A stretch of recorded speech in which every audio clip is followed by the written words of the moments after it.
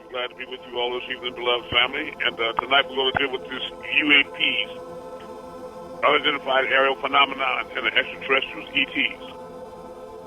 So, but right now we'd like to start. Anybody has a spiritual experience, please? Or what is that first question? I'd like to share. Very good. I just like to say my dreams are becoming really lucid, and it's like it's hard to distinguish again whether it happened or if I dreamt it. I follow you. So whether that's what you call reality or that's because you're beginning to realize that the dream state is an alternative reality. That's exactly right, and I'm very happy and encouraged by that. Thank you. That's good. Anybody else? I love you. Okay. Robert. Go ahead. I wonder if I can get a reading tonight. Say it again. I was wondering if I can get a reading tonight. A reading? Okay, I'll do my best to get things together. No problem.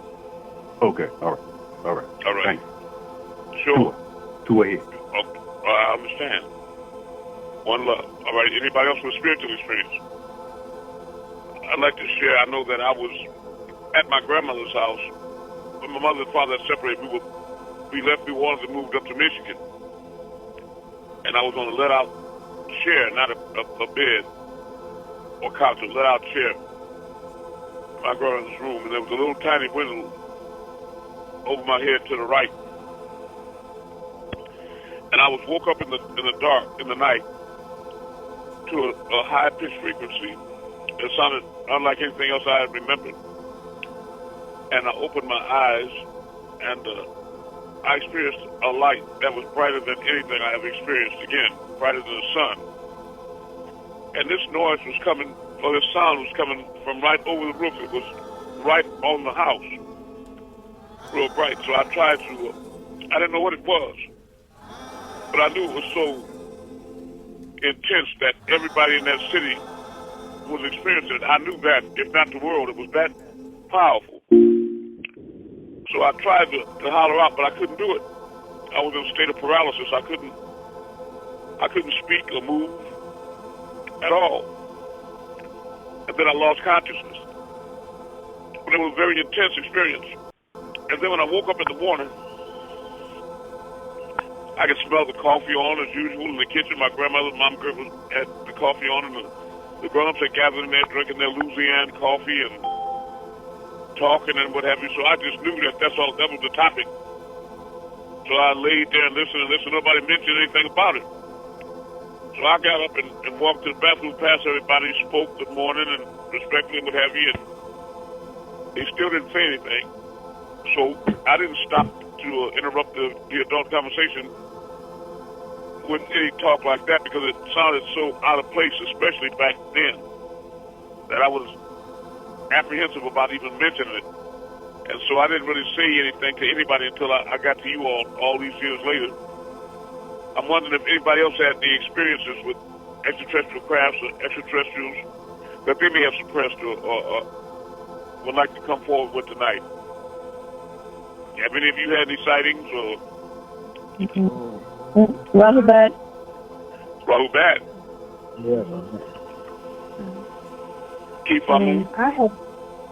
Well, the only thing that I know is I still keep hearing that. I'm still getting that ringing in my ears.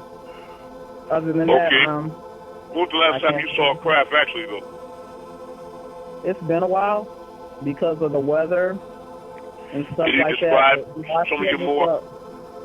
Can you share with us some of your more intense visitations or contact?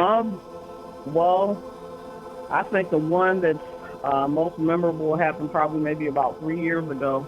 It was dark out, and my daughter was moving from, my baby girl was moving from here, going back up north, and she had me outside waiting on this guy to come pick up the washer and dryer. And as I was outside, I seen this light that I seen. I don't even know how to describe it, but it was like so bright, and it just came down because it was like it just came from out of nowhere. And as I was sitting up there watching it, I was trying to get my phone together to where I could go ahead and record it and stuff. And I watched it come down, and it was just like I said, the light was just so huge and so bright. and my daughter ended up calling me to see if the guy was there. And by the time she got done with the thing, it just shot back off, and I mean, just out of sight. But the light was like, I mean, it was bright like the sun. Let me ask you, is that the crap that you sent us the video footage of? It could, well, I don't know. It's the bright, it was nighttime when I saw that. I thought the one you sent us footage of was like multicolored. It was very impressive and clear. Clearly a UFO or unidentified aerial phenomenon. You know, so I'm glad you shared that with us. Thank you. Yeah, that one that you're talking about, that came off of this guy's YouTube channel. Because people from just all over everywhere, they send him UAPs all the time, and so I subscribe to his channel and stuff like that. Well, I sure wish that you would invite him to our class or connect us, okay? Well, I'll do that because I think he has a email address or something like that for people to contact him about, where they can send stuff to. So I'll work on that. I'd like to get his contact information. All right, Amun? Okay. Well, I'll get that for you. Well, very good. All right. Now, the last time that I had a real close encounter, again, those of you have heard it, but I was outside in the parking lot at night.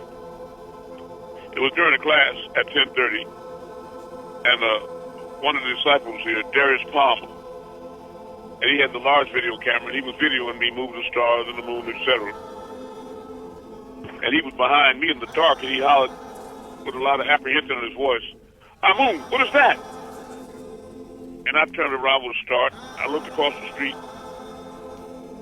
behind the barbershop, straight down to a large tree line, like pine trees and different trees. And there was a big, round, giant amber light on the ground level. And it was coming through the trees straight toward us. A real big, like, searchlight. And I just instinctively knew automatically. I said, "That's my family right there, son. Don't worry about that. They'll do anything I say." And I told him, I said, "Watch." So I told them, I said to the crowd, "Raise up to the top of the trees, family." And slowly, without a sound, they started raising up, making the ascension up through the trees. They were tall trees, very tall as a Georgia pine. And they got way up to the top of the trees, to the crown. And from where I was at, the angle I was at, I couldn't really look directly at them. I wanted to see them clearly without the trees, and, unencumbered by the trees.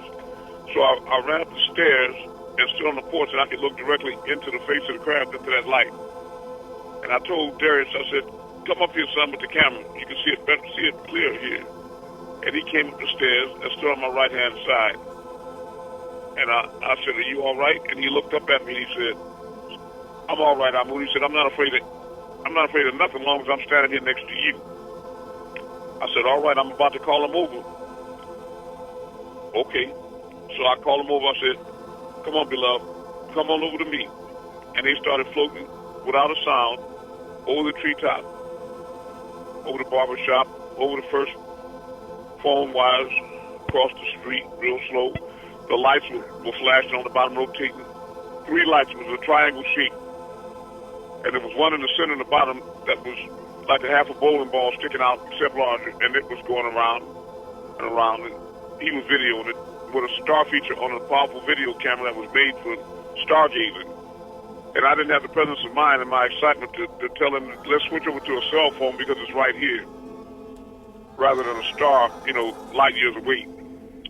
But as it was coming closer and closer without a sound, it started passing over us. Really fascinating. And I looked up and I said, "Are you videoing, son?" He said, "Nothing." And I looked to my right, and the camera was on the ground. He had dropped it and was running. I saw it just in time to see it breaking around the side of the building, the house. And I thought to myself, now where do you think you're going to run if they wanted you, So But just before he ran, it was over us, and you could see the bottom of the craft so clear, it was so close, you could jump up and touch it like with your hand. It seemed that way. And it was just like a mechanic inside of a garage just down on the pit changing oil under the car with a bright light. The lights were going on. It was just passing over so slow you could make out every detail beneath. And before he ran, I had it in my mind that I was going to ask them to go down to this mental institution across the street from the church in the pecan orchard where there was a big clearing. And my plan was to park the car, get out, and go down to him. And then I was going to go inside and stand there for a minute and then come on out and wave him on. The reason for that was to let him get acclimated and calm down, and for any fear or confusion, leave him to have trust that if he went in there, he'd come back out, and then have them take us for, in essence, a ride. But him running away like that. So we were taking our normal walk the next day, and he didn't say much, neither did I. So we came back. And when I was coming back out, I thought about the impression on the ground from the craft. I'm sure, even though it was silent, it had a lot of weight, because it definitely had mass. And I asked him to run across the street, jump the fence, and see if he could take any pictures over there on the ground. He did. He came back, big triangle shape impression on the ground, broke down all the baby trees and the grass. It was a perfect, with the radiation marks, the whole thing, just like always. And he came back and gave me that. And so I uploaded the footage of the craft, and a lot of people were excited about it, except one brother. He fired back and said, "Yeah, that's probably just a drone." And I was thinking to myself, you got one in every bunch, Barnum Bailey. Always a clown somewhere, right? But that was very real. I know also, I was some years before that, and when I was still being called Ahmed, Abdullah Muhammad al-Mahdi, before I realized that I was Nitir authority, Amun-Rayay, Asa. I was sitting at my kitchen table in bright light, teaching a lot of young fellows, and they were what you call of the reptilian persuasion. And I mean, these were disagreeable, disrespectful, horrible creatures. I was going through the holy tablets they claimed to believe in, and I was showing them so many things, revealing so many things to them, and they were just arrogant, and I wanted to just really decapitate them, honestly. So after about an hour, I just get up and I told them, it's time to leave, y'all gotta go. And they had a lot of trucks outside the parking lot, and the mother of three of my children at that time, she was here, so we walked out on the porch, same porch Darius and I was standing on. And I looked down at them, I was so glad they were getting in the trucks to leave, but then they got the one named Kane. He stood up, he got locked up like he was paralyzed and shocked with his jaw dropped. So I looked up in the air, and right there, coming over the house, the right-hand side of the house, was this long cigar-shaped craft, giant, blocking out the stars. This thing had to be 2 blocks long, with round port windows all along the side, with bright lights inside, silent. That big thing was quiet, bigger than the battleship, and it was so quiet. And you could see the little beings, the little brown beings with big eyes and big heads, obviously had the anatomy of grays, and they were just looking at us. Calmly looking at us like animals in a zoo, and nobody thought to take pictures or do anything, but that happened. It went on till they passed over and moved out of sight very slowly and extremely quiet. This went on for what seemed like 5 minutes to me, and I couldn't think anything to do except stand there and stare, jaw dropped, just like everybody else. So for anybody that thinks maybe that these extraterrestrials and beings from other dimensions and other planets and galaxies are farce or it's not real, you need to wake up and spell the coffee. Really, I'm serious about that. And I suggest something very strongly that all of you get in the habit when it's dark and you're outside to start gazing upward. And you'd be surprised at the things that you'll see that'll reveal themselves to you if it's intended for you to know. All right? So there was another sister about to share something with us. Could you please give us your experience, brothers and sisters? Yes. Yes. Okay. This happened some years ago, but it's still, to me, it was a spiritual experience. I was outside. It was a very, very windy day. It was like in October, and I was just chanting, walking up and down. I have a long driveway, so I was going back and forth, just chanting, walking back and forth, chanting in my driveway. And like I said, it was windy. And then all of a sudden, the wind just really picked up, and I happened to just look up in the sky. There were no clouds anywhere, just perfect, beautiful, clear day, but just very windy. And all of a sudden, It it's was like daytime? it was daytime. Sorry, yes, sir. It was daytime. Okay, And very good. I looked over across the street from me. There's like a church, and it's a parking lot where the parishioners park their cars. So but there were no cars there. It's a Jehovah's Witness church. So it was a Saturday, but they get out like at noon or something like that. So I was just a chant, praying and chanting, and it was a cloud. It was no clouds, and all of a sudden, one cloud moved in a certain area. Just one cloud, and it wasn't I bet it was pure big. white, huh? It was pure white. It was a pure white Uh-huh. cloud. And I just happened to look. I said, now I'm going to look, because it got really windy when that cloud moved in. I said, wow, I'm just going to look at this. And all of a sudden, it was a white eagle. It looked, but it came out from behind that cloud so fast. And I said, whoa. I said, where did this come from? I stopped chanting, and then it came towards me. It said, and it came towards me. I was at the top of the driveway, and it just came. It must have been no more than maybe 3 or 4 feet up, and it said whoosh, and just whoosh. And I just, it was that close? It was that close. It was that What? close. It was that close, and went barreled back around to that and hit behind that cloud, and I didn't see it anymore, and the cloud disappeared. So, and the wind died down. Yeah. So. Now, I'd like to explain something. That's very exciting and a great revelation. Thank you, Joanne. I can tell you all, when you see that white cloud, as I have on many occasions, those white clouds, there's a book that was written by Dr. Malachi Z. called Mystery Clouds. And what it really is that whenever these crafts are not interplanetary or intergalactic, they're interdimensional. And they vibrate on another frequency in another dimension. So when they slow down their vibrations and they start accessing this plane, they take on a gaseous form, like a cloud, a ghost-stational form. And as they slow down their vibrations even more, all of a sudden they manifest in front of you. Right? Okay. Okay. And that's what happens. There was a sister, an entertainer, a singer in California that experienced something similar to that too. She was a friend of Darrell Brown, the son of James Brown, the godfather of soul.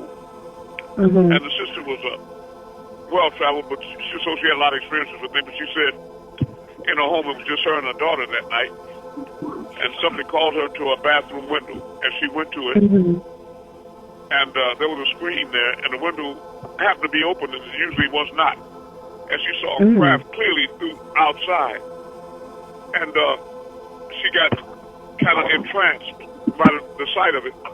And the next thing she knows, she remembered being pulled up through the window toward the craft, and she could see beings, even their outfits and everything, clearly through the windows or whatever you want to call it in the craft, and that they look like black people, and they are people, believe it. And she didn't feel any fear. She felt a familiar, right? Felt a familiar comfort, like it was like she knew them and they knew her. But as she was relating this, she said that when the experience was over, she thought it was odd because there was a screen in the window. She couldn't figure out how she went through there or why the window was open. Then later on, she asked her daughter, and her daughter said that she had the urge to go to the bathroom. She didn't for some reason. She opened the window, which she was not accustomed to doing. She opened the bathroom window, but there was a screen there. So I was explaining to her that obviously she was taken up in the real Trinity, the Ankh, Ba, and Ta, the etheric, soul, and spiritual aspect of her. That is the real you, the real Trinity of you, the real you, not the body that you all are in. So be aware of that. Now, as far as these white clouds, let me tell you all, please, I was apparently in New Orleans, in my hometown, outside, and it was early in the morning, just before daybreak. And I was looking up in the sky, and about 7 crafts started coming to me, and white clouds, like you said, sister, white clouds, pure white clouds. And then I saw them form into accumulate into one cloud above me, and I could see them moving around in a silhouette through the cloud, I could see them moving around over my head. And I knew it was unfolding, so I ran into the house to get my children and my maid at that time, and they were all, staunch against it, just bow-backed against it. And I picked up my son, Suleiman, and tried to carry him out. Oh, he had veins in his head and pushed it against my chest. No, Daddy, no. and this and that. And I was like, what are y'all so adamant? What's the matter, here? But my mother was there, and I told her, and she was glad. She came outside with me, and we looked up at the sky at that. But now I know that after a while, I was standing on the sidewalk, looked like in the middle of the block, and I saw what looked like a little band, a carnival coming down the street with people marching with music. And there was a man and woman in front. And they were strange-looking beings with kind of long, narrow faces, light brown skin. Looked like they had afros, but it was hair kind of like, was like straight hair, but it was up like in the shape of an afro. And they had little tufts on that Adam's apple throat area, that came little tufts of hair coming out their throat.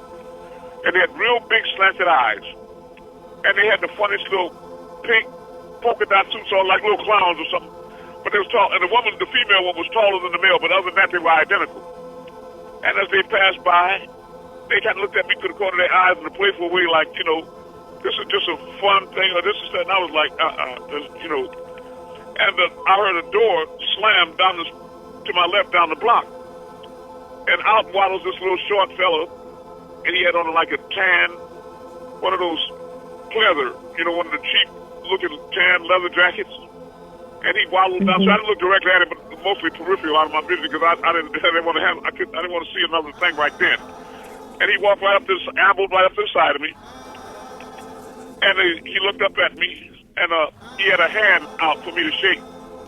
And I remember what Malachi said, that you might be on the craft with something look like a praying mantis, so don't worry about the way things look. You got to think about their consciousness at the intellectual level. So I just stuck my hand out, half looking to try to shake it right quick, but I noticed that he had like 4 arms. 4 arms, right? And I was like, man, this guy got too many arms. So I said to him out loud, but he could hear me. I said, so y'all just trying to soften me up, huh? Like trying to get me ready for all kind of shocking things, whatever this is here, all these arms and things. And then the scene changed. I was walking on what looked like a beautiful, pristine beach in the daytime. And I had a lot of brothers and sisters, presumably a lot of you all, walking behind me in file, all dressed in white. And the sister Anukas is putting those gowns together. Behold, I'm looking about Zion to the Lamb with them 144,000 with their father's name written in for his. They're being mass produced right now as we speak. But you were all behind me, filed. And I walked and I looked up and there were large cliffs on the right-hand side, large cliffs. And inside the cliffs, you could see like apartment buildings, but they were ultra-modern, very modern. And instead of cars, you could see the bright sunlight that people were traveling around like the Jetsons, in aerial cars. That's the way that they were traveling about, flying around in these little aerial cars. And I was fascinated just looking at it. I was thinking to myself, this must be the future. Obviously it was. And then as I was walking closer to the water, I looked to the left, and there was a little assembly of beings that were standing there. And I went and stood in front of them, but I got locked on the guy that was standing to the right of me in front. He didn't look like he looked like he might have been in his late 20s or early 30s. A normal height, about my height, looked about 6 feet tall or so. But what was strange about him, he looked untraveled. He was a very neat fellow, but what really got me is he had this one big giant cyclops-like eye in the middle of his forehead. An amber hazel eye, a big old giant hazel eye, big round eye in the middle of his face. And I kept staring at that eye because it was not blinking or anything. And I was thinking it must be burning, right, brother? And I kept staring at that eye, and he kept motioning for me to look to his right at somebody that was obviously the spokesperson that I was supposed to be communicating with. But I was so enthralled, I was fast. I couldn't break my stare with that big giant eye, waiting for him to blink. And then after I kept staring at that big eye, it's like he got disgusted, shrugged his shoulders, and they disappeared. But I've had a lot of experiences like that.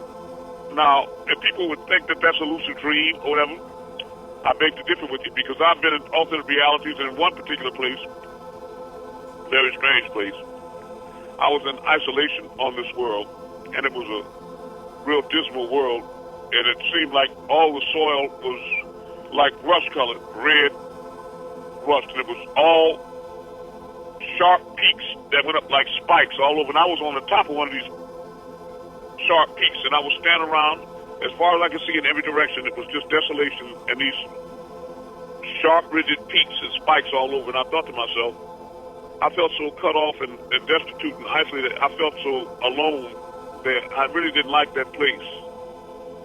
at all. But now, I was thinking to myself, well, whether it's a dream or nightmare or not, I picked up a rock, and I held it in my hand tight. And when I woke up the next morning, I had that rock in my hand in bed from that place. You hear me? So, do I still have it? It should be in the warehouse out there. Yeah. I'll show it to you. And anyway, what I would like to suggest to you all is when you have these alternative experience realities, and it feels like it is really real, a lot of times it's because it is. Out of every 12 dreams on the average, you have 7 false dreams and 5 true dreams or experiences. So when you get there, and especially when it's enjoyable, and you hate when you wake up or it cuts off or ends, when you want to extend your stay or you're not ready to leave, hold on to something. Get a doorknob, a bedpost, grab a piece of furniture or a person's hand, and you can stay as long as you hold on. Are you following what I'm saying? Also, I'd like to encourage you all to, whenever you have these experiences in alternate states, look for a mirror, full length if you can find it. It'll appear if you look for it. Your intention will make it manifest. Look for a mirror. And do not be surprised, listen to Brother Amun, when you look into the mirror, you probably won't look anything like you do right here and right now. But you'll know it's you. You'll know it's you, whatever form you take. It's just like a lot of times you all have had these vivid dreams and you saw people, and they didn't look like anybody you were familiar with, you ever saw before in your past experiences. But for some reason, you knew who the person or the people were. You knew them. Even though they looked different, you could tell through that veil of strange appearance that it was still the person. You know what I mean? You knew that you knew them. So there's a lot of odd things where people, the lines between reality and fantasy are blurred, but let me tell you the truth. It's more beautiful than any fantasy you could ever weave. I remember one time being in the world, and I think I spend more time out there than I do here. And it's true. I was in a world, and usually in these worlds, the sky is a lot closer to the ground than here. And you can see the moon and the celestial bodies, etc. But this was in a twilight time. It was daytime, but the sun is never bright there, like here. And then a young teenage boy came out, looked like he was maybe 16 years old, like caramel brown guy, normal height. We were talking. He was asking me where I was from. I was asking him where we were at, etc. He invited me into the home, and I was standing there with him in what I would call the living room. And he walked over to this wall. It was a masonry wall. And he took his fist and balled it up, and he started turning and pushing his fist through the masonry wall. I was thinking, is he crazy? But it started giving cracks in the wall, and his fist started going through the wall and crumbling. And it went up all the way past his wrist. And he walked away. And he came back to me, and I said, yeah, son, I hear you, but I bet you can't do that to this floor. I was standing on what appeared to be a masonry stone floor. He said, yes, I can. He stooped down on one knee, and he took the same fist, and he started doing it. Took him longer and a little more effort, but it gave, and he pushed his fist through that, too. And before he could stand up, I looked at that wall, and it was back clear just like it was before. And before he could stand completely up, I told him, yeah, something. Where I come from, we can do the same thing and put a hole in the wall. But I was thinking like Home Depot and certain supplies, but not fast like that. It don't come back like that, like poof, And then what I thought was apparently his mother. She came out because she was identical to him, just an older female. Not old, but she was older than him. And she killed just like him. And she came and flopped on it. It was a couch. And she flopped on the couch on her back and just started relaxing. Like, I don't know. And so I looked at her, and then I walked over across the room. It's like shotgun-made room to like the front door. And I turned with my back to that door and was looking towards them. And to my right, there was like a tall, full-length mirror. And when I was looking at it, it looked like I started morphing into about 100 or 1,000 different beings. Every shape and size and color, all these beings. And the last one really got me. Was like, I looked like, kind of like Ronald McDonald, I'm serious, with the big red fro and all. I was like, oh, no, I guess that's enough. But I heard voices above my head, and they said very clearly, he's waking up. He's waking up. Well, I walked away from there, and they had a big picture window in the living room right there. And I looked out that window and gazed outside, and where I was standing before, the little fella invited me in. I saw a beautiful black coffin in the ground, casket, about 3 inches above the dirt, just as clean and neat and pretty. And I was looking at it, and I was thinking, no, I'm not with that scene. So I turned away from that, and I walked over to the sister again, and I started asking her questions. And But her son asked me. He said, "But she said I'm from New York," and her son said, "Have you ever been to New York?" I said, "Yeah, I've been there many times." Now I was spinning around like a whirling dervish, like I could to the right with my arms extended, because I know when you go around in a circle like that, you can shift dimensions. I was trying to get back home. You know, I hadn't had enough. I think the coffin and Ronald McDonald had kind of wore on me a little bit. I was trying to get back, so I spin around real fast, and I opened my eyes and stopped. I was still there in their living room, so I did that about 3 times, and I kept ending up in the same place. And I thought, take it back. So the boy said, "My mother, she from New York," and he said that, and I looked down at her and I said, "Well, do you know Melchizedek?" Is what I said. She said, "Yeah." And with that, I started spinning again. Then I woke up at home in bed. You know, I thought that was very strange. But I've had a lot of different experiences. A lot of them. Go ahead. Go ahead, Brother Hotel. Well, back. The last trip I made to Texas on the truck, I was on Interstate 35. I came into a little town called Fate, Texas, and it's near Greenville, Texas. And I guess about 3 o'clock in the afternoon. And it's an open area, and I just happened to look over to my right, up in the sky, and I seen this. It was like a missile coming out of the sky. But the strange thing about it, well, if you ever watch this shoot up or one of those spacecraft, you got a line of smoke, and it's big towards the ground and it's narrow towards the craft itself. Well, this was the opposite. It was narrow up in the air and big coming towards the ground. And I'm saying that might be strange. And I kept watching it. And it got so strange to me, it started changing shape. And it went into like a white castle with gold domes on it. And it was so amazing. I pulled my truck over on the shoulder, got out with my phone because I wanted to take a picture of it. And it seemed like with all that traffic, it seemed like somebody else would have seen that. But no one stopped to see what I was looking at. And I thought that was mighty strange right there. And one more, I was there in Fort Pierce, Florida, in the afternoon. And I just was relaxing, you know, and I decided that I would get out of my truck, you know, and just walk around the lot a little bit. And toward the east, I seen this, what I thought was a eagle at first, and then I looked again. I said, no, that's too big for an eagle. And I thought, well, here it go again. The thing started changing shape. It went from 1 into 2, then into 3, and then back into 1. And the next thing it was black, but then it turned into like a sheet. It was a big square sheet in the sky, and this thing was moving. It wasn't moving fast. It was just moving slow, like.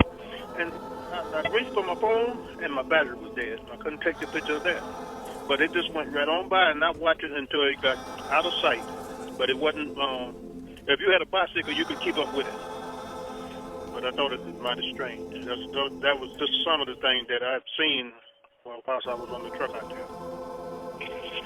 If anybody else has something they'd like to share? Yes, Simone, I'd like to share an encounter. Go ahead. Me and Sahuddin, if he's here, I think he can testify to it. All right, one day, Raul Bear. Yeah, me and Sahuddin and another guy was riding, and right before then I could see like a flock of birds in the sky. You know, we kept riding, and the other dude wanted to go to the store. We stopped at the store, and he got out. And Sahuddin was like looking up. He was like, what is that? And as I looked up too, we could see like a ship above the car, right above the car, man, plain as day. It looked like Nibiru, like at the Holy Tablet. So we both decided, you know, got our phones out the car to take pictures of it. And we took pictures of it. Soon later, I guess it went out of sight. So while we were looking at our phones at the pictures, sir, and while we were looking at the pictures on our phone, we could see like tiny chips, like salsa shake chips coming out the bottom of it, but we couldn't see it when we was, looking at the ship. And that was a very exciting moment at the time. All right. Yes, indeed. Yes, indeed. That was about 2012, something like that. That was the right time. Hubat, how you doing, Ryan? How are things going in Pennsylvania? How are you, Ryan?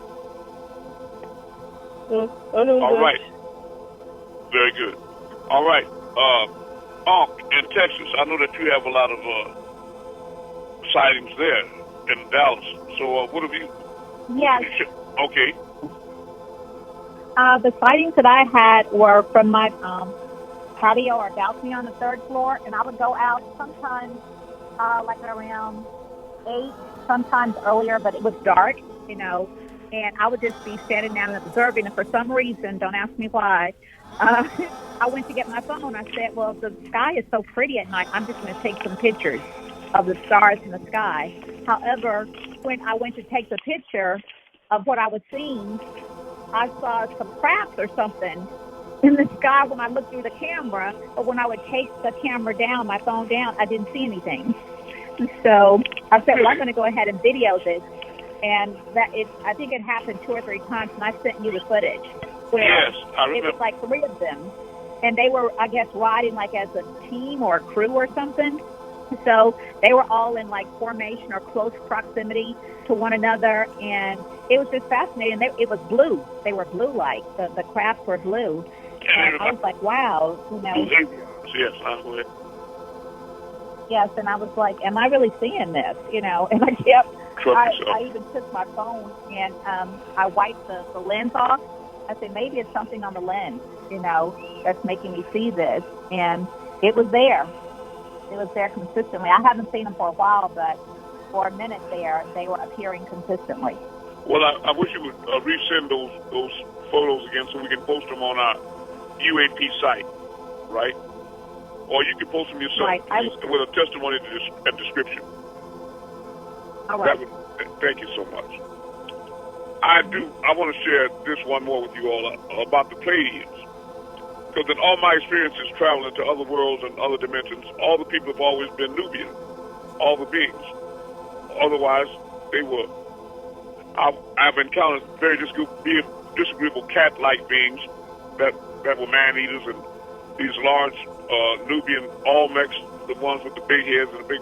Every time I see them, I stomp on their feet and start to fight, But I was standing out in the dark, real black, in a city, and I could see way off in the distance in the sky there was a craft. And it reminded me of a gyroscope.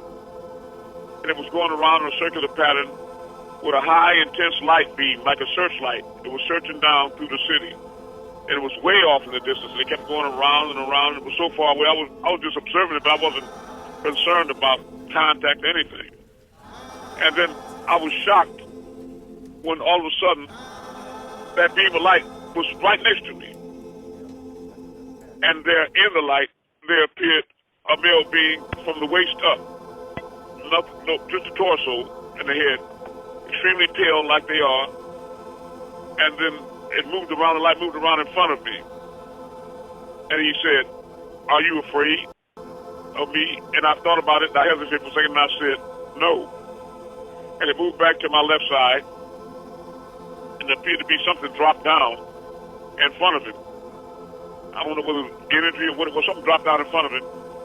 And I poked him in the chest, and he made, like the Papa Fresh Doughboy, a little sound, like, I was trying to poke to see if it was just a hologram or was it really a person, a being there. But when wherever it dropped down in front of him, it created the impression that it was a solid form. But I thought that was odd. And I've had encounters with these Pleiadians too. I know once in San Diego, I had a beautiful property on a corner on top of a hill overlooking Mexico. I'm always on the corner on a hill, even now. And I was standing in front of a big yucca tree in my yard, overlooking Mexico. It was the most beautiful, pristine summer day you could ever experience. And this clear blue sky, this sister that I was teaching, She called herself Al Huda, means she was the guide, arrogantly, right? She was dropping down out of the sky in the daylight, feet boots first, right, the tie-up black boots, and she had on this cosmic gray gown like Friar Tuck with the thing over her head like the devils wear, the hood, the Trayvon, the little hood over her head, it was gray, and this black witch was dropping out the sky feet first. My brother Red was looking out the picture window there in the house, and he ran outside, veins all in his head. He said, Larry, what did you see? I know you. What did you see? And I told him when I saw Marilyn Williams dropping out the sky, boots first. And she did prove to be a witch, believe what I tell you. She's a black witch now. I'm not going to go into a lot of that, but I know it was one infant lost his life because her and her daughter fed it meat. It was too big to swallow and strangled right there on the lawn. One of my good disciples, Martin, and his wife, had given birth.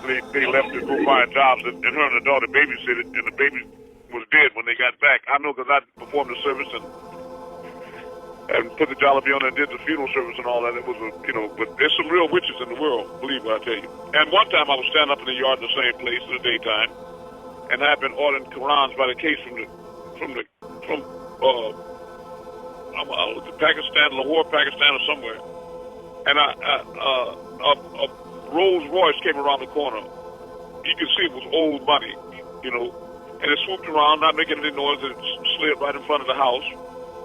It was silver, and the doors opened, and a white man and a white woman, young, stepped out, and they had a briefcase, and they started walking up the steps into the yard. They stood there looking like, I guess you could say, mannequins, just like starch different, not a little fur or hair out of place, impeccably dressed. They were just, like rich mannequins that were animated. And they said, they called me Ahmed. I was surprised by that. They said, Ahmed, we need you to stop teaching what you... Now, this was a lot of years ago before many of you were even born. We need you to stop teaching what you're teaching. And I thought about it for a second. I looked at them and said, I can't do that. I'm not going to do that. And they said, we're going to have to send your brother after you. And my brother really started doing a lot of crazy, little terrible things. But like I said, I'm not going to go into that. But y'all be careful. These beings are... And anyway, they turned around, got back into the car, and they swooped off without making any sound, and they just disappeared. And I had to ask myself if that really happened. But it really did. So I want you all to learn to trust your senses. Trust yourself. Believe in what you see, what you feel, what you experience. All right? Because these are realities, but they could be alternate realities that you're not accustomed to. Now, to Salahuddin, you asked for a reading, right? Yes, sir. Okay. I'm going to shake up these stones. What I'd like you to do is think up whatever you want to know the answer to, and take it easy. Don't ask like, will I live or die soon, or what? Don't ask a question you really don't want the answer to. You know what I mean? But ask a question that's in a yes or no. Yeah, it comes out in a yes or no form. And when it's clear in your mind, let me know and just say I'm ready. Okay, I'm ready. All right, I'm gonna pull a room for you. Okay, I have it. Just a second. Let's find out. And these rules can be found in the Bible and in Scripture. I want you all to know that. If you want me to give you some verses, I will after this reading, so you can know it's not sorcery or anything like that. But it's a part of the Levitical priest ceremonies of the Levites in the day. And people used to come to them with questions, and these were the stones that they had on their breastplates. They were called Urim and Thummim. All right, now what you got is Sarum, and it was reversed. Reversed, a counsel against expecting too much or expecting in the ordinary way. For the old way has come to an end. You simply cannot repeat the old and not suffer. Reversed, this stone advises you to call in your scattered energies and concentrate on your own life at this moment, your own requirements for growth. More importantly, Sarum counsels you not to focus on outcomes or to bind yourself with the memory of past achievements.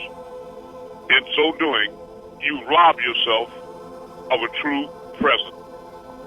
which is the only time in which self-change can be realized.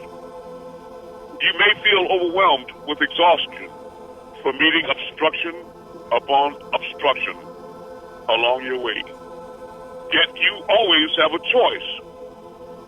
You can see all this apparent negativity as bad luck, or you can recognize it as an obstacle course, a challenge specific to the initiation you are presently undergoing.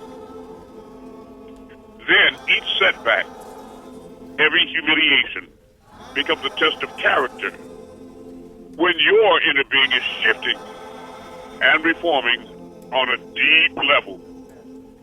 Patience, consistency, and perseverance are called for. So maintain self-control. Learn to see the humor in things and carry on regardless. All right? Now, some people heard that. But now, while I'm here, is there anybody else that would like to have a reading? Please mute your phones.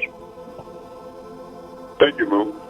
That's all right. I love you. We'll move on. Anybody else like to have a reading while we situated here and set up for it? I get one. Okay, yes, you may. Just focus on the question that you want to ask in a yes or no form, and be careful about the kind of questions you ask, please. Let me know when you have it formed in your mind clear. Yes or no? I got it. Yes. All right. All right, I have your stone. 1 second. We'll see what the rune masters have for you. I want you all to understand that when you consult the stones, what you're actually doing is consulting your own self.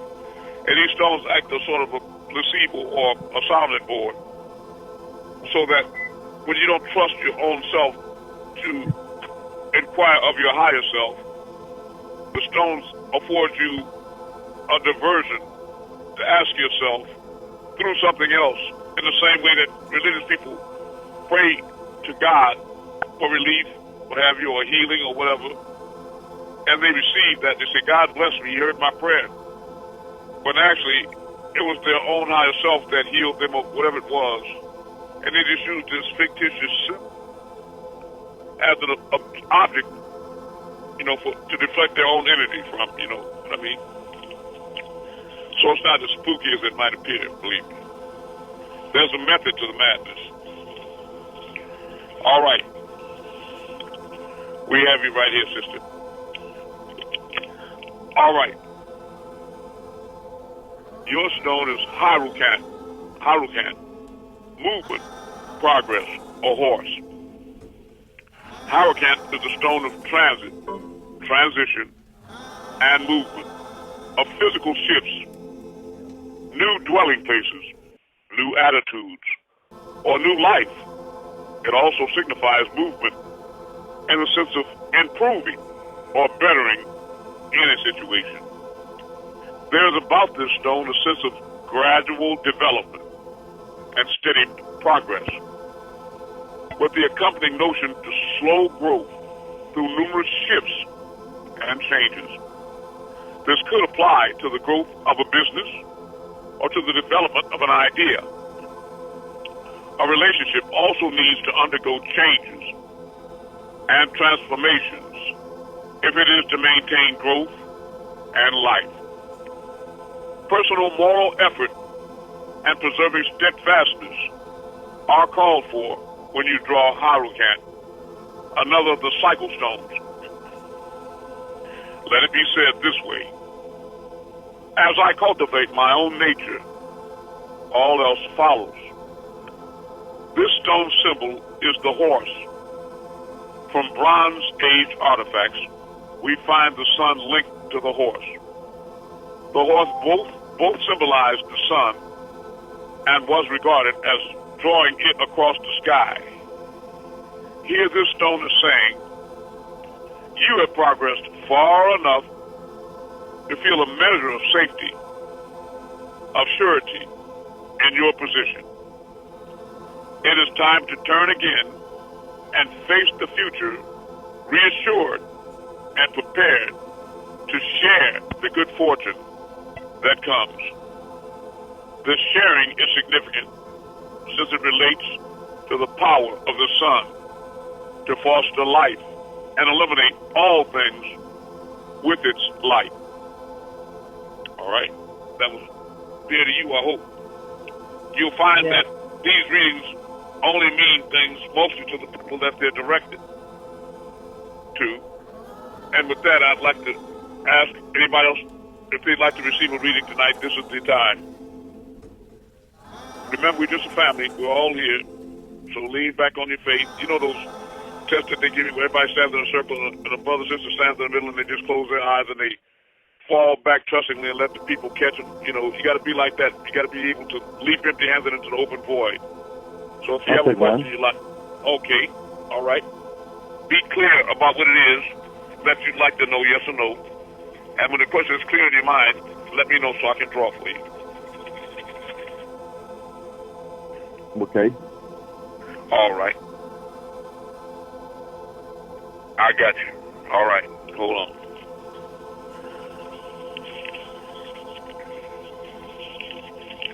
I want to say I love you all. I don't know where that came from, but I know people don't say it enough. I know we all feel that way, but very seldom say it. We don't say it to one another often enough, right? So I'm going to give you all your flowers while you... Okay, your stone is mature. Rain, hail, disruptive natural forces, elemental power, change, freedom, invention, and liberation are all attributes of this stone. Drawing it indicates a pressing need within the psyche to break free from constricting identification with material reality and to experience the world of the first mind.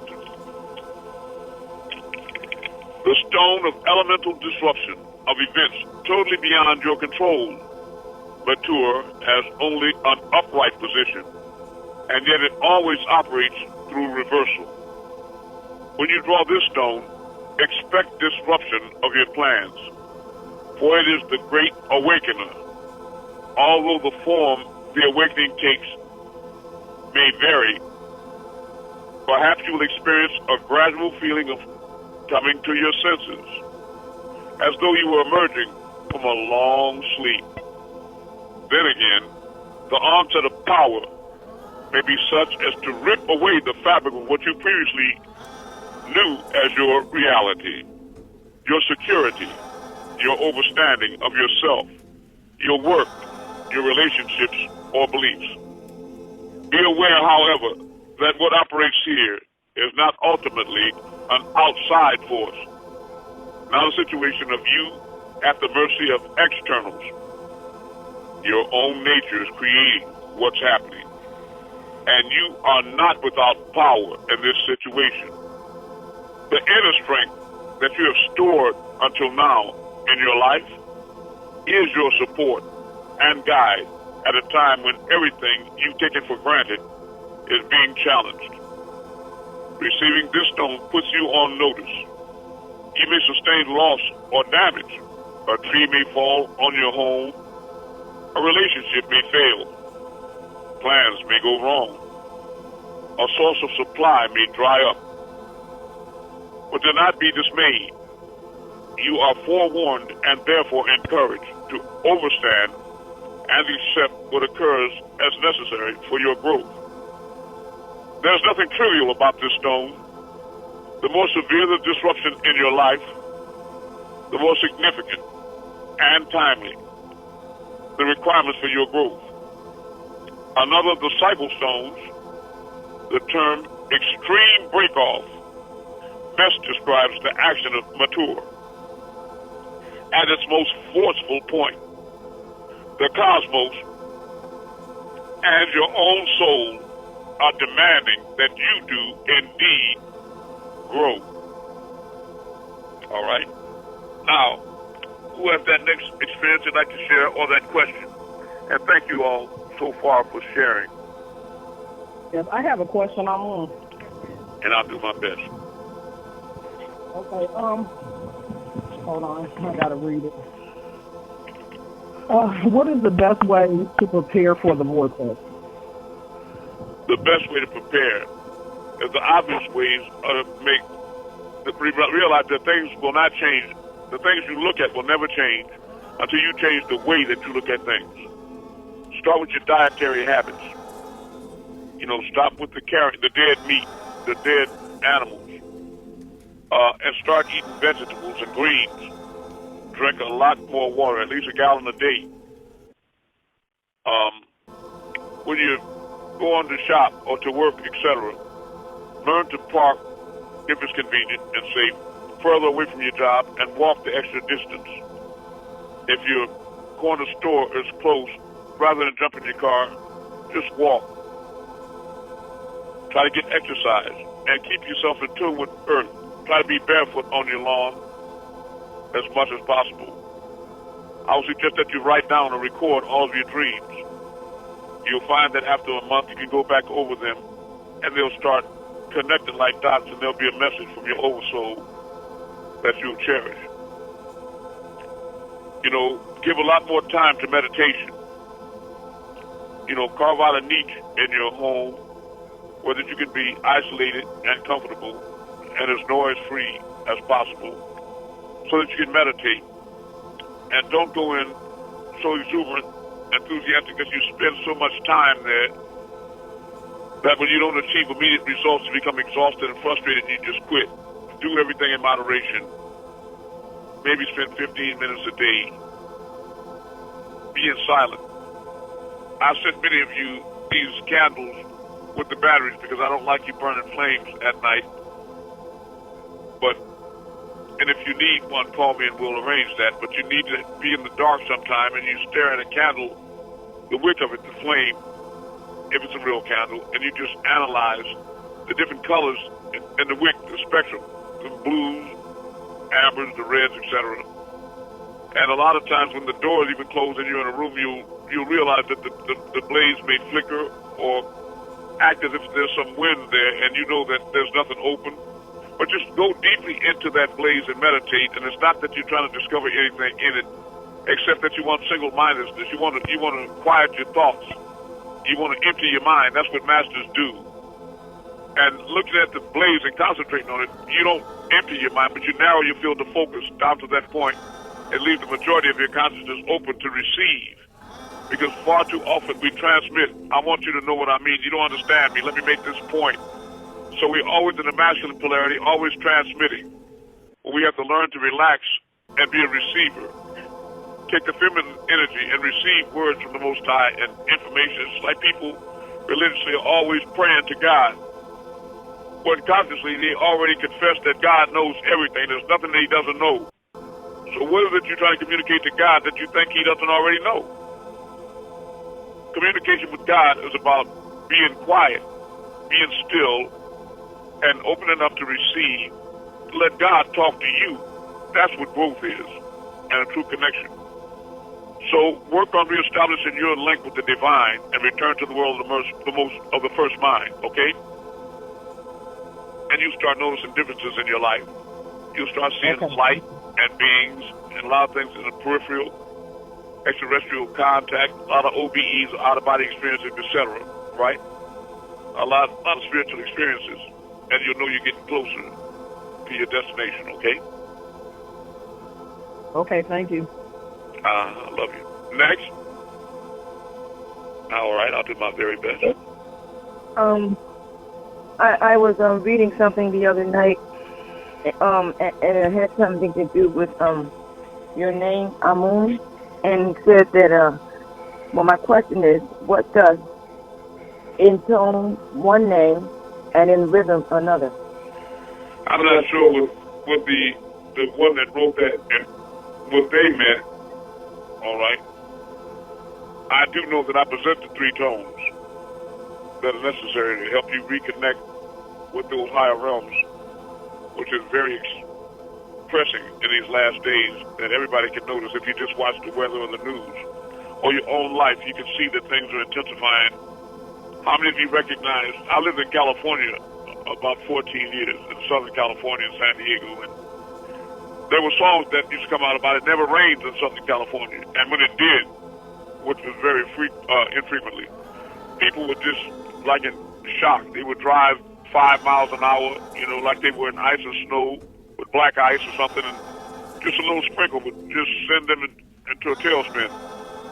But now you got these horrible blizzards with 35 inches of snow and what have you in Los Angeles.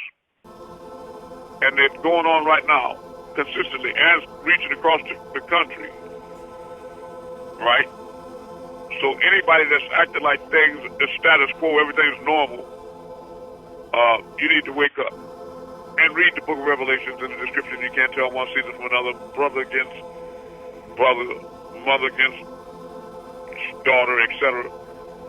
Earthquakes in diverse places. Look at Syria and Turkey and different places around the world, and you find out that the signs marking the end, they're very clear to anybody that's not dead from the neck up.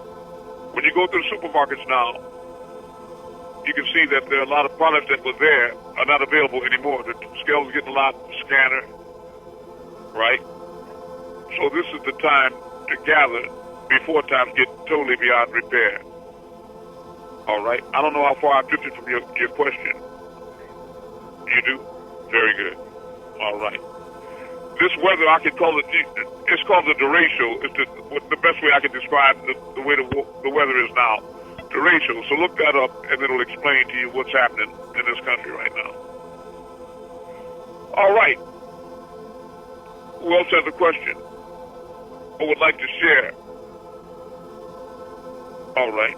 I don't know how to ask it, so I'll just ask it. It pertains to the seating on the bill.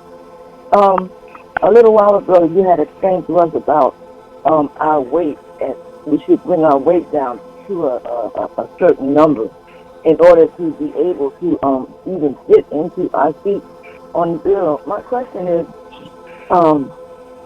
it seems one way that is it seating physical or spiritual? Because if it's spiritual, how does the physical weight fit into that? There's not a difference between spiritual and physical, believe it or not. Both are realities. All right, and I think that you mean, sister, what you're trying to reference is that smaller crafts we call abuga or shams that are released from a mothership that itself is released from Nibiru, which is a planet-sized craft, probably 5 times larger than the Earth, right? But these shams, they come down the crown-shaped crafts capable of seating 50 passengers, have certain qualifications, and you have to be spiritual, just like if you have a signet ring on, and it's, of course, a pure symbol, and you try to board a sham, the ring might get through, but you would not, possibly. And the weight is significant in a physical and spiritual sense, because if you living to eat rather than eating to live, and you're overweight, that would imply that you lack spiritual discipline, right? And then you're very carnal, right? And so you wouldn't qualify for that spiritual journey, right? Obviously. I'd like to throw more light and blind corner, so if that didn't answer your question, if you could rearrange your question. All right. Next question. I do know that... what is the duty of... don't mean to interrupt you, but what is the duties of a contactee? Of a contactee? Yes, well, it sir. depends on who they're in contact, or what they're in contact with, right? My understanding of what you're asking is the contactee. Those that hearing the tone. Those that hearing the tones. Well, let me simplify it. If a person, people or creatures of habit, are used to drinking consciously dirty water, misinformation and what have you, if you're blessed to have a spiritual guide sent from the Most High to you to place a clean glass of water next to that dirty glass of water, what should you do at that point? Take the clean glass of water. That's right. But if you return like a dog to his vomit over and over again to the same ignorance and lies and confusion, then you deserve what you create. Yeah, it's like frustration. Right? I'm sorry? I say it's like frustration, return to your own vomit. That's right. You're frustrating yourself and your own purpose. In other words, you all have to learn how to get out of your own ways. But like Malachi used to say a lot of times, you all just can't handle the truth. I love you. Bless. If you can't handle the truth, then you remember John 8:32, know the truth, and the truth will make you free. There just simply is no way to the Father except through the Son. That's not religion, that's a fact. Creation movement. All right, next question. Want to share something? I'd appreciate that, son. How things going in Miami Beach? They're going all right. No waves crashing. Sky blue. Nice. All right. Is anybody here from London tonight? Cheryl? Sakam, Tat, Kebab? Okay, go ahead, son. I'm sorry. All right, so what happened was, this was actually around the time when I told you all that I had the accident and everything when I was in college. It was actually maybe just a few days after all of that happened, and at this time, a lot of unexplainable things were happening to me. So what happened at this point was I was laying in bed on my stomach, and I had like just woken up, and then something just told me to pick my head up and look out the window, because my bed was right next to the window. And as soon as I pick my head up and look out the window to the left, I see this black triangle fly directly over my bedroom window, like it wanted me to see, like they sent me a telepathic message or something. Look now. Right. It's flying right now, and it flew right over my bedroom window, over my house, the house I was staying in at the time, because my room was facing the front and facing the street, and they flew right over the street, not that high up over the house. Couldn't have been no more than 30 feet over the house, and it was a black triangle, more like, I want to say pointy than the ones that I see depicted a lot. Those are more broad. This one was more narrow and pointy, like a narrow, pointy black triangle. I've seen those, yes. With red lights on the bottom at each corner. Red lights? Yeah, red lights at the bottom at each corner, and it couldn't have been no more than maybe like 10 feet tall, 10 feet thick. You know, it's about as tall as maybe like a minivan or something. Right. And that was the most clear sighting I had. It just happened at such a strange time for me. A lot of things like that were happening at that time. What year was that? Do you remember? It was 2010. That was the end of 2010, and actually that's why, like I said, I know end of 2010, approaching 2011. Right, and that's how I know very spiritual time. Yes. Yeah, and that's how I knew there was something to that December 21st, 2012 date, because that's when everything happened to me, but 2010. And, you know, like, I really feel like I jumped dimensions that day or something. Exactly. The way everything was, and since then. Many of you did, except for those unfortunate being left behind. And what really happens with the dimensional shift is that it's a shift in consciousness, because you have energy waves throughout the cosmos and parallel existences, and these higher planes that gradually blend into lower, etc. Because each plane is subdivided by 7 to the 7th power of 7, but you have higher and lower frequencies within each plane, so that in essence, those on the higher ends of the third plane would be basically in the same place as those in the lower frequencies of the fourth plane, etc. And so with planetary alignments and what have you at certain times in the equinox, these higher or lower dimensions can start oscillating at the basic same frequency as this plane, and you'll have an interphase or overlap between the higher planes and this plane, and these beings can bleed over, and there'll be a lot more sightings and visitations and contact, etc. And when they're close like that, it's like an ice floe. You see polar bears drifting in the sea on the ice, and if they get close enough to a landmass, they should jump right then while it's close before they drift further out to sea and get lost permanently. You follow me? So now is the time for you all to take that empty-handed leap into the open void. Grab my hand and stay close before you drift too far away and you get left permanently behind. All right. Now it's 10:25, family, and I'd like you all, disciples, to go outside and perform miracles for the people that come to our classes. So that once again, you can prove to them that the 144,000 are indeed very real, and that we're gathering again, and we are back for them. And who's going to be the first person to move a Star Force tonight? As I turn out the light. Sky, are you here? Amanda, Virginia. What do you have for us to keep our Yes, moving? I am. All right. How you doing tonight, Sky? I'm doing fine. Got to put my car in the shop, so I'm doing good. Yeah. I noticed that when you said you had to get on a bus the other day. Yeah. No, that wasn't me. No, it just stalled on me tonight. Oh, I see. Okay. Yeah. You'll be all right. Oh yeah. I remember I was talking to yeah. Amanda. I want you all to know what I mean by mind link. We had a class within a year ago, and after I hung up on the class and she did, we all disconnected. I could hear her talking to her daughter, and it seemed to be kind of an intense conversation. And I was alarmed by it because I felt a little fear in the child. And what I did is I tried to speak to Amanda in the spirit like I do to many of you all, but she didn't hear me.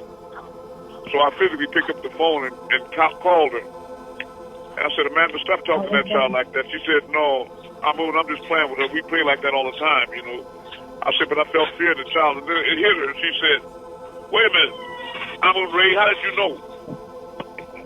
I thought to myself, that was really strange that people think I can make mind links with them to see stars through their eyes, but I don't link it with them constantly any other way. And we were talking, she and I, just a couple of days ago, and while we were talking, I was explaining to her what the mind link was, the one mind. And I told Amanda, I said, for example, right now, I can see you have green eyes. And she was shocked again. She said, Amun-Rayay, how did you know I have green eyes? I said, Amanda, so I can look through your eyes at stars, but you don't think I look at them, right? And she just laughed. But you on the phone, right? Could you, Amanda, Sky, things I'm saying, are they true? You're so right. Yes, definitely. Yeah, I was like, huh? Yeah. Yeah, it is true. That was wild. Are you in a situation where you can see in the, can you see in the sky, Amanda? Can you see in the sky? No, it's like been raining all day. No. Come in. Oh, okay. All right, who's outside that can see?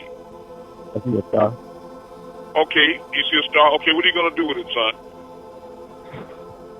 First, I'm going to move it up in the name of Amun-Rayay. All right. Go and up in the name of Amun-Rayay. Real quick. Take it to the right in the name of Amun-Rayay. And it's moving right. All right. Let's drop it down in the name of Amun-Rayay. And it's dropping down. Go left in the name of Amun-Rayay. Moving left. Let's bring it in closer in the name of Amun-Rayay. Coming in. Let's take it in a circle clockwise in the name of Amun-Rayay. And it's moving clockwise. That what happened? I love you. Anybody else? I'm going to move the whole creation. All creation, move to the left in the name of the Messiah, Amun-Rayay. Moving left. I love you. All creation, raise up and move to the right. Moving right. Back to the left. I drop down. Dropping down. All creation, I love you. All creation, raise up. Going up. Right. All creation, make a clockwise circle. Going clockwise. All right. Okay, with this coast-to-coast bad weather because of the derecho, I would like you all that are new here to be confident enough and comfortable enough to ask to perform miracles for the first time here with us, and for the whole world to know that we really are the emerging 144,000. It's not a mythology. It's real. And we don't ask you to believe in us. Just give us the opportunity to prove that it's us, to give you the courage that you need to come closer and check it out for yourself, that you might not get left behind. These are the days that we talked about in previous times, the times spoken of. These are the end days. And know that whenever a population of beings reach a certain place, that they become out of control, and there's raping and murder and lies abundant. When the devil is walking to and fro on the earth in every form, that when society gets to that place, Sodom and Gomorrah or Noah, that you know what time it is, and the Creator does intervene. The only thing different about this time is that it's the final time. 3 strikes you out. This is the final call. Don't miss. Write your testimonies and visit our UAPs/ET sites. And Joanne, truly, please, and all of you that can chat, Amun,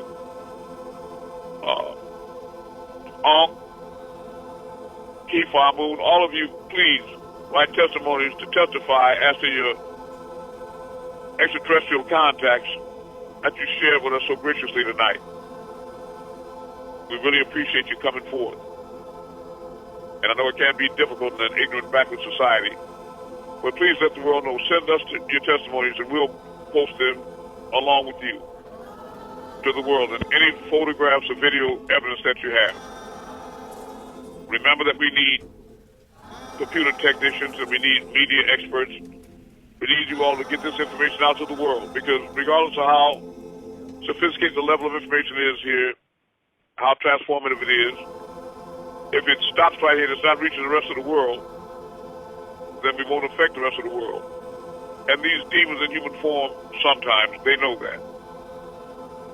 I want you to know that Anubis and I were going through the computer, and we just looked up Larry Darrensburg or the Messiah, and it brought us back right now to Millersville, Georgia. And there's doctors that I was going to, Dr. Rashmi Huda, a Hindu shape-shifting demon, like Marquita Love in Little Rock, Arkansas, a murderous demon. And also Dr. Patrice Body, at her office is located across the street from a slave cabin and next to a mortuary, Slater's Funeral Home. And she was looking up my name, and it was showing me as teaching classes, etc., the Messiah.